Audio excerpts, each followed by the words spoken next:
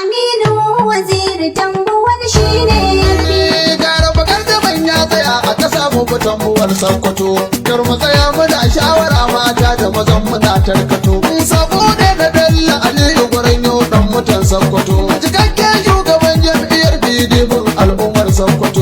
Shi ya kira mawaka ya ce mu gaya wa al'umma su fito. Mu bi jama'a mun sanar da mutane Tambuwal ya fito. Yau da kwara har Bauchi na Kufulato Tambuwal ya fito. Yan Ikiti Ibonni Port Rivers Tambuwal ya fito. Yan Mondo da Osun da Oyo da Lagos Tambuwal ya fito.